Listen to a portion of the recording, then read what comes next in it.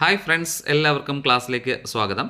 നമ്മൾ ഇന്ന് ഡിസ്കസ് ചെയ്യുന്നത് HSA മോക്ക് ടെസ്റ്റിൻ്റെ 50 ചോദ്യങ്ങളാണ്. അപ്പോൾ വീഡിയോ ആദ്യമായിട്ട് കാണുന്നവരുണ്ടെങ്കിൽ ഇഷ്ടപ്പെട്ട ലൈക്ക് ചെയ്യുക, ഷെയർ ചെയ്യുക, സബ്സ്ക്രൈബ് ചെയ്യുക. ഒന്നാമത്തെ ചോദ്യം ഇതാണ്: Kumaranasan is considered one of the triumvirate poet of Kerala. Who are the other two? Okay, അപ്പോൾ കുമാരനാശാൻ നമ്മുടെ കവിത്രയങ്ങൾ, ആധുനിക കവിത്രയങ്ങൾ എന്ന് പറയും. അതിൽ കുമാരനാശാൻ ഒരാളാണ്. ബാക്കി രണ്ട് പേര് ഈ ഓപ്ഷനിൽ ആരെല്ലാം എന്നുള്ളതാണ് നിങ്ങൾ കണ്ടെത്തുക. ഓക്കെ, ആൻസർ പറയാം.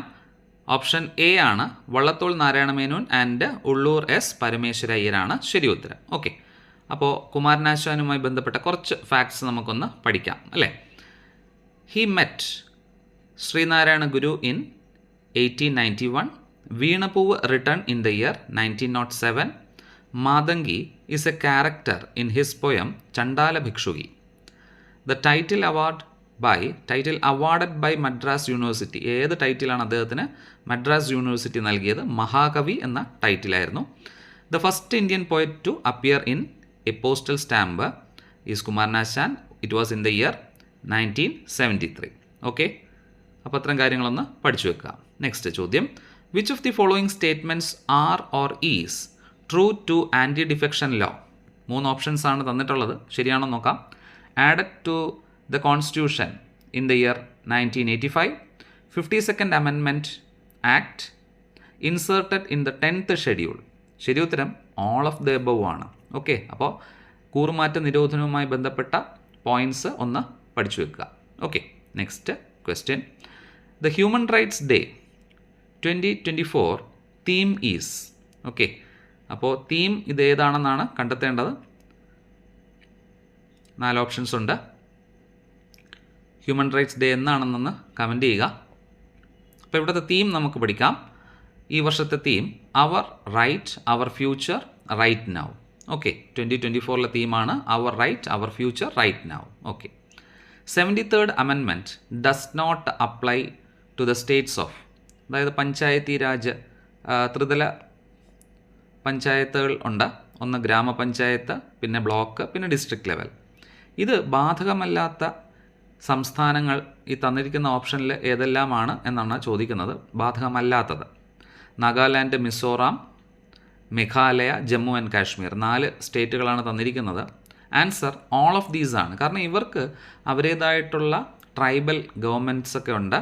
അതിൽ ജമ്മു കാശ്മീർ 2019 ശേഷം നമ്മുടെ 370 അല്ലേ ഭരണഘടനാ ഭേദഗതി അത് എടുത്തു കളഞ്ഞതോടെ എന്ത് ചെയ്യുന്നു, അവിടെയും പഞ്ചായത്തി രാജ് സിസ്റ്റം അവിടെ ഇല്ല എന്നുള്ളതാണ് നമ്മൾ ഓർത്തു വെക്കേണ്ടത്. 2017 മുന്നേ ഉള്ള ചോദ്യങ്ങൾ ഈ ഒരു 3 സംസ്ഥാനങ്ങൾ മാത്രമായിരുന്നു answer. Okay, next question: how many times president rule was imposed in Kerala? ഇവിടെ നിങ്ങൾക്ക് ക്ലൂ ആയിട്ട് കുറച്ച് വർഷങ്ങൾ തന്നിട്ടുണ്ടായിരുന്നു, അതൊന്ന് പഠിച്ചു വയ്ക്കുക. ടോട്ടൽ ഓപ്ഷൻ ഡി 7 ടൈംസ് ആണ് കേരളത്തിൽ പ്രധാനമന്ത്രി നമ്മുടെ പ്രസിഡൻ്റ് റൂൾ അല്ലേ എന്ത് ചെയ്തിട്ടുള്ളത്, ഇമ്പോസ് ചെയ്തിട്ടുള്ളത്. അടിയന്തരാവസ്ഥ ഉണ്ടാവുകയും അങ്ങനെ എന്താണ് പ്രസിഡൻ്റ് കേരളം ഭരിക്കുകയും ചെയ്തു അല്ലേ. ശരി. Who one the best supporting actor award in 2024 Oscar? അപ്പോൾ 2024 ഓസ്കാർ അവാർഡുകളൊക്കെ നമ്മൾ പഠിച്ച് വെച്ചിരിക്കണം. ഒരു ചോദ്യം എന്തായാലും വരാൻ സാധ്യതയുണ്ട്. ഇവിടെ സപ്പോർട്ടിംഗ് ആക്ടർ, ഇദ്ദേഹത്തിനെയൊക്കെ നമ്മൾ കണ്ട് നല്ല പരിചയമുള്ളതാണ് അല്ലേ. അയൺമാൻ സീരീസിലൊക്കെ ഉള്ള മെയിൻ ആക്ടറാണ്. ആരാണ് ഇദ്ദേഹം എന്നുള്ളതാണ്. ഓക്കെ, അപ്പോൾ റോബർട്ട് ഡൂയി ആണ് നമുക്ക് ഒന്ന് ഓർത്ത് വെക്കാം. റോബർട്ട് ഡൂയി ജൂനിയർ ആണ്.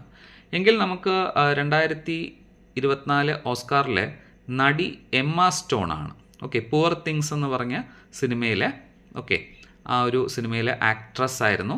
Best actor award Emma Stone. ഈ ഒരു കുട്ടിയാണ് എമ്മ സ്റ്റോൺ. അതുപോലെ ബെസ്റ്റ് ആക്ടർ ചോദിക്കുകയാണെങ്കിൽ ചില്ലൻ മർഫിയാണ്. അദ്ദേഹം അഭിനയിച്ച ആ സിനിമയും ബെസ്റ്റ് ഫിലിം ആയിട്ട് തിരഞ്ഞെടുക്കപ്പെട്ടു. അതേതായിരുന്നു? ഓപ്പൺ ഹൈമർ അല്ലേ. അതിൻ്റെ ഡയറക്ടർ തന്നെയായിരുന്നു ബെസ്റ്റ് ഡയറക്ടർ 2024 ഓസ്കാറിൻ്റെ. ആരാ? Christopher Nolan. ഓക്കെ, അപ്പോൾ ഓപ്പൺ ഹൈമർ എന്ന് പറയുന്നത് പഠിച്ചു വെച്ച് കഴിഞ്ഞാൽ 3 കാര്യങ്ങൾ നമുക്ക് ഓർത്ത് വെക്കണം അല്ലേ. ഒന്ന് best film, best director, Christopher Nolan and best actor Cillian Murphy. എന്നാൽ പുവർ തിങ്സ് എന്ന് പറയുന്ന ഫിലിമിന് എമ്മ സ്റ്റോണിനായിരുന്നു ബെസ്റ്റ് ആക്ട്രസ് കിട്ടിയത്. ഓക്കെ, ശരി. Match the following. Article 14 equality before law correctly matched ആണ്, അങ്ങ് പഠിച്ചാൽ മതി. Article 15 prohibition of discrimination on the basis of sex, race, okay, അങ്ങനെ വരുന്ന കാര്യങ്ങളാണ്. Article 16 equality of opportunity, article 17 abolition of untouchability and article 18 abolition of titles. Okay, titles permit ചെയ്യുന്നുണ്ട്. ഇപ്പം military, colonel, അങ്ങനെയൊക്കെ ഉള്ളത്, ഓക്കെ, മേജർ എന്നൊക്കെയുള്ള title permit ചെയ്യുന്നുണ്ട്. അതുപോലെ നമ്മുടെ പത്മശ്രീ, അതൊക്കെ മെറിറ്റിൻ്റെ ഇതിൽ നമുക്ക് എന്ത് ചെയ്യാം, ആ ഒരു പേര് നമ്മുടെ പേരിൻ്റെ കൂടെ യൂസ് ചെയ്യാം എന്നുള്ളത് മാത്രമേ ഉള്ളൂ. ഓക്കെ, ബാക്കി ടൈറ്റിൽസൊക്കെ റദ്ദ് ചെയ്തു, രാജ, ദിവാൻ എന്നൊക്കെ ഉള്ളത്. ഓക്കെ, അത് ആർട്ടിക്കിൾ 18 സൂചിപ്പിച്ചിട്ടുള്ളത്. Okay, next question. I feel like an exile in the West, but sometimes I feel I am an outsider even in my own country. This is the quote of. ഏത് രാഷ്ട്രീയ നേതാവാണ് ഇങ്ങനെ ഒരു വാചകം പറയുന്നത്? Answer Jawaharlal Nehru. ഓർത്തു വെക്കുക. Okay, next question. Samarth is a flagship skill development scheme of which one of the following ministries? Okay, the right answer is ministry of textiles ആണ്. ഒന്ന് ഓർത്ത് വെക്കുക, Samarth scheme, ministry of textiles. Sorry. Who said that the Constitution Assembly was a one-part body in an essentially one-part country? The Assembly was the Congress and the Congress was India.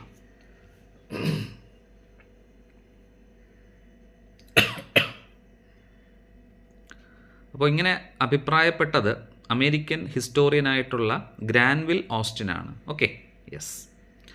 In which of the following events did Deepthi Jiwani set a world record at the 2024 World Para Athletic Championship? അപ്പോൾ Deepthi ജിവാനിയുടെ event para athletic ഒളിമ്പിക്സിൽ അവർ 2024 ഒരു world record create ചെയ്തു. അത്ലറ്റാണ് അത്. എത്ര ദൂരം ഓടിയാണ് അത് create ചെയ്തത്? ഓർത്ത് വെക്കാം, 400 മീറ്റർ T20 ആണ്. Okay, next. Match the following. Villuvandi സമരം വെങ്ങാനൂർ ഇൻ ദ ഇയർ 1893.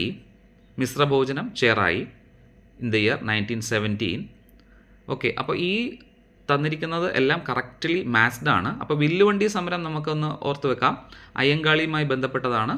അദ്ദേഹം ജനിച്ചത് വെങ്ങാനൂരാണ്. അപ്പോൾ അവിടെ നടന്ന ഒരു സമരമാണ് വില്ലുവണ്ടി സമരം, അയ്യങ്കാളിയുടെ നേതൃത്വത്തിൽ വെങ്ങാനൂരിൽ. വർഷം ഓർത്ത് വെക്കുക, 1893. മിശ്രഭോജനം ഓർക്കുന്നുണ്ടോ? സഹോദരൻ അയ്യപ്പൻ ചേറായിൽ നടത്തിയതാണ്. അല്ലെ, കാസ്റ്റ് സിസ്റ്റം ഒക്കെ ഒന്ന് ശരിയാക്കാനായിട്ട്, അതായത് ഈ പല കാസ്റ്റിലുള്ള ആൾക്കാർക്ക് ഒരുമിച്ച് ഭക്ഷണം വിളമ്പി, അങ്ങനെ ആ ഒരു ഇത് സോഷ്യൽ റിഫോമറായിട്ടുള്ള സഹോദരൻ അയ്യപ്പൻ 1917 നടത്തിയതാണ്. അടുത്തത് അച്ചിപ്പുടവ സമരം, അത് കായംകുളത്തും. മൂക്കുത്തി സമരം എവിടെയായിരുന്നു? പന്തളത്തുമാണ്. അത് ആറാട്ടുപുഴ വേലായുധ പണിക്കരാണ് അതിന് മുൻകൈയെടുത്തത്. ഓക്കെ, ശരി. അടുത്ത ചോദ്യം. Who amongs the following advocated the critical pedagogy?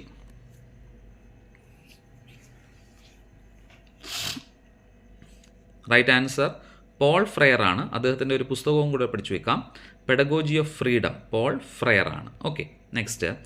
According to Bloom's taxonomy of education objective, the lowest level of cognitive domain is? The right answer, knowledge. Okay. Arrange the 5 phases of constructive learning approach in a sequence. ഇവിടെ correct ഓർഡറിൽ തന്നെയാണ് കൊടുത്തിട്ടുള്ളത്. ഒന്ന് പഠിക്കാം. ആദ്യത്തേത് engage തന്നെയാണ്. 2 explore. മൂന്നാമത്തത് explain, elaborate and evaluate. Okay, constructive learning അപ്രോച്ചിൻ്റെ കറക്റ്റ് സീക്വൻസിൽ തന്നെയാണ് അറേഞ്ച് ചെയ്തത്. അത് നമുക്ക് എന്ത് ചെയ്യും, എക്സാമിനത് അങ്ങോട്ടും ഇങ്ങോട്ടൊക്കെ മാറ്റിത്തരും. അപ്പോൾ അതൊന്ന് കറക്റ്റ് പഠിച്ചു വെക്കുക. Okay, engage, explore, explain, elaborate and evaluate. Okay, next. The new education policy is based on pillars. How many pillars does new education policy 2020 have? ഒരു ക്ലൂ തരാം. access, equality, quality, quantity, affordability and accountability. അപ്പോൾ total എത്രയുണ്ട്? 5 പില്ലേഴ്സാണ് ഇപ്പോഴത്തെ 2020 new education policy base ചെയ്തിട്ടുള്ളത്. അപ്പോൾ ഒന്ന് പഠിച്ചു വെക്കുക. Next question. National education policy 2020 processes pedagogical shift from dash to dash.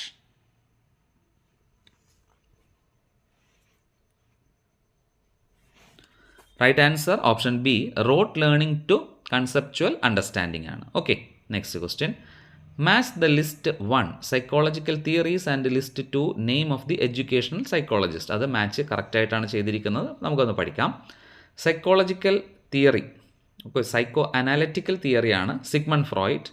Personality trait theory Cattell. And psycho social theory Erikson ആണ്.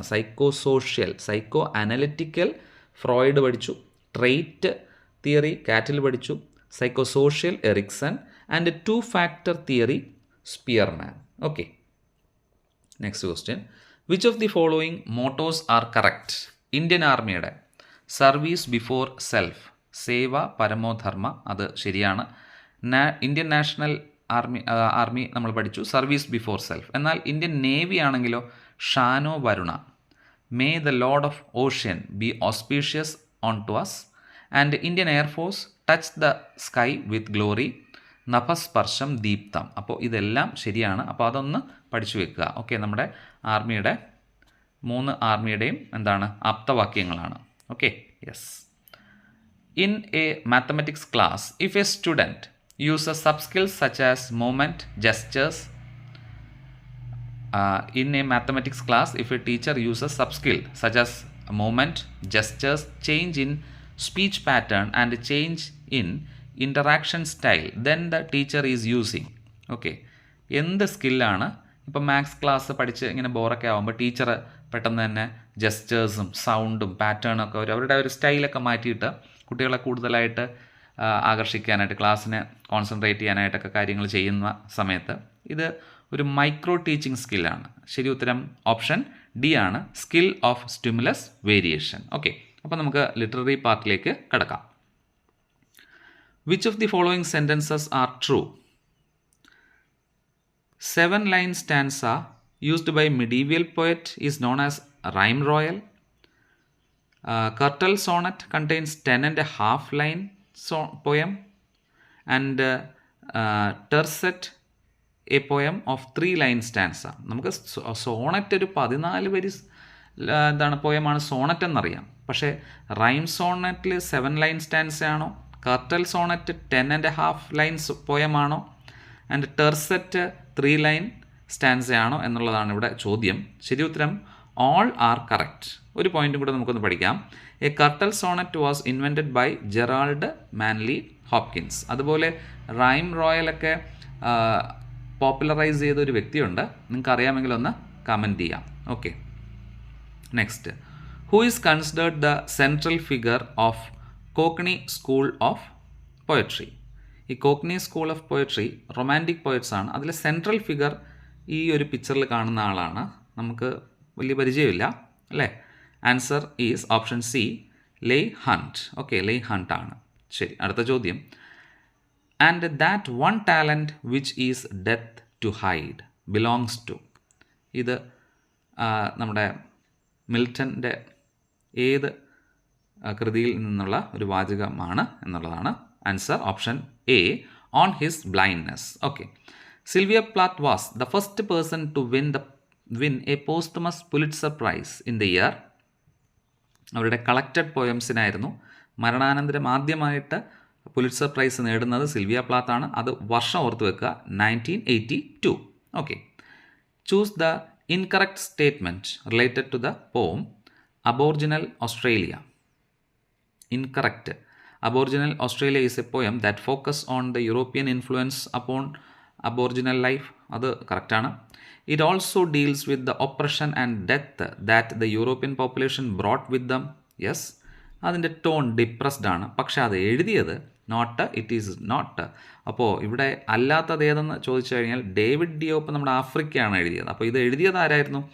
Jack Davis ആണ്. ഓക്കെ, ജാക്ക് ഡേവിസ് ആണ് ഓസ്ട്രേലിയൻ, അബോർജിനൽ ഓസ്ട്രേലിയ എഴുതിയത്. Okay, next question. Which speech organ is responsible for controlling air flow into the nasal cavity? Okay, options 4 ഉണ്ട്, നിങ്ങൾക്ക് കണ്ടെത്താനുള്ള സമയം തരാം. Okay, answer കിട്ടിയോ? സോഫ്റ്റ് പാലറ്റ് ആണ് ശരി ഉത്തരം. അടുത്തത്, which of the following is a front vowel?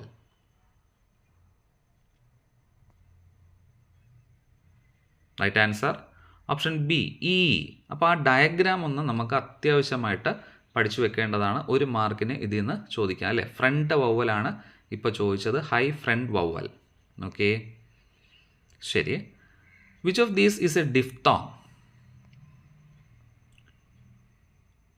Option B is the right answer, A.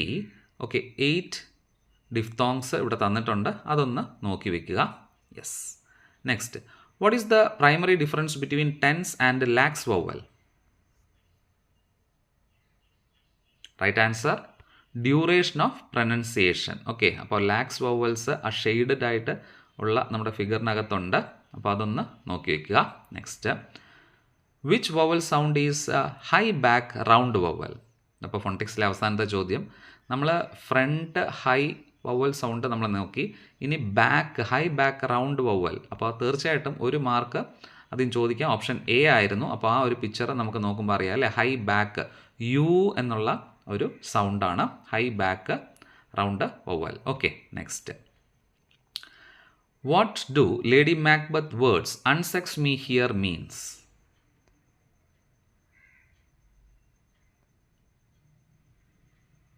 Right answer, she wants to set aside her feminine sentiments that could hinder her bloody ambition. Okay, next question. The quote, nothing annoys people so much as not receiving invitation, was said by?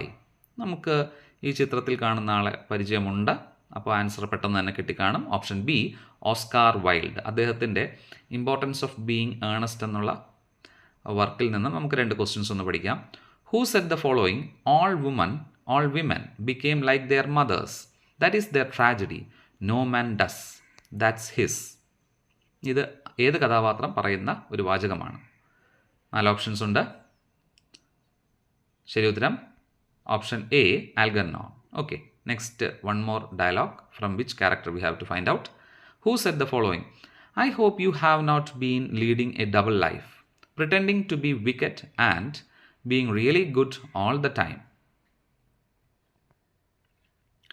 The right answer, option A ആണ്, സിസ്ലി. Okay, next question. What kind of party do the Helmers attend? Option D is the right answer, that is custom party. Okay, next, what does Bertrand Russell suggest is unethical in teaching according to the reference text?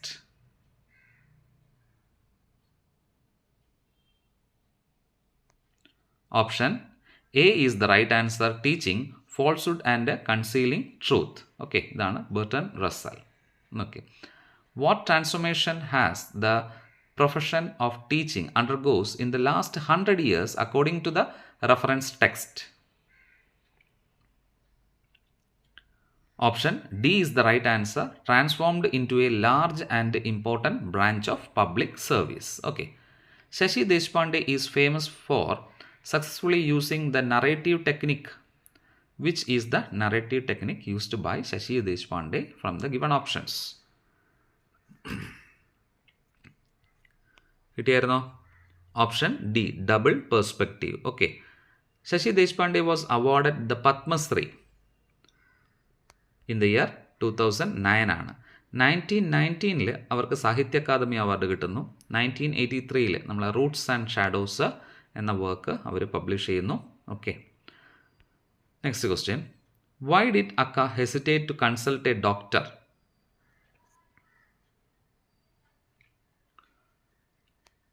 Option B is the right answer because she thought that the doctor might be from a lower caste. Okay. Who first used the term magic realism? അപ്പോൾ ക്രിറ്റിസിസത്തിൽ നമ്മൾ 5 ക്വസ്റ്റ്യൻസും magic റിയലിസവുമായി ബന്ധപ്പെട്ടാണ് പഠിക്കുന്നത്.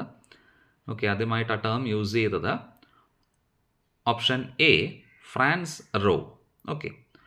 Choose the novel that use magic realism as a tool of narration.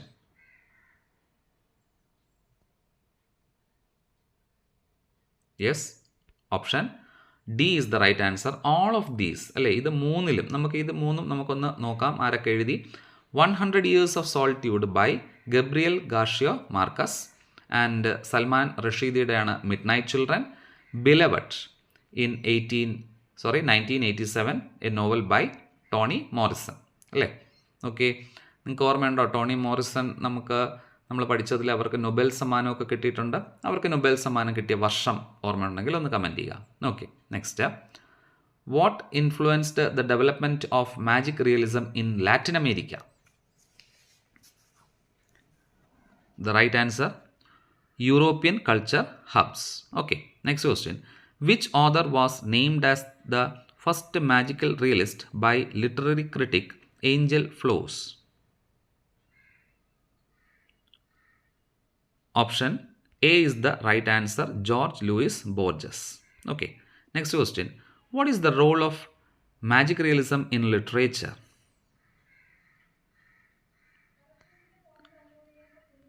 To explore the impact of fiction on reality and the role in between.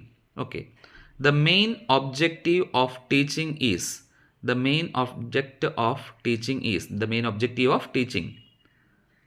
creating lifelong learners. Okay, next.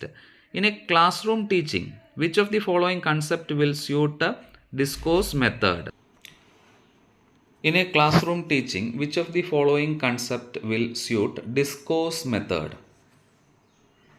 Okay, അപ്പോൾ ഒരു discourse method മറ്റൊരു question എന്തുമായിട്ട് related ആണ്? അതായത് poetry ആണോ, പ്രോസ് ആണോ, grammar മെത്തേഡാണോ ഒക്കെ ചോദിച്ചിട്ടുണ്ട്.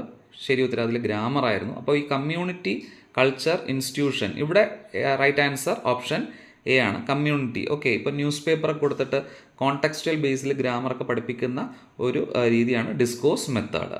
അതറിയാം അല്ലേ നമുക്ക്. ഓക്കെ, അടുത്ത ചോദ്യം. പോഡ്കാസ്റ്റ് മീൻസ് 4 ഓപ്ഷനിൽ പോഡ്കാസ്റ്റ് എന്താണ് ഇവിടെ അർത്ഥമാക്കുന്നത്? The right answer blog posting containing audio files ആണ്. Okay. Communication is a part of dash skill. Right answer soft സ്കില്ലാണ്. ഓക്കെ, ഹാർഡ് സ്കില്ലും സോഫ്റ്റ് സ്കില്ലും ഉണ്ട് അല്ലേ. സോഫ്റ്റ് സ്കിൽ പീപ്പിൾ സ്കിൽ അല്ലെങ്കിൽ ഇൻ്റർപേഴ്സണൽ സ്കിൽ എന്നറിയപ്പെടുന്നു.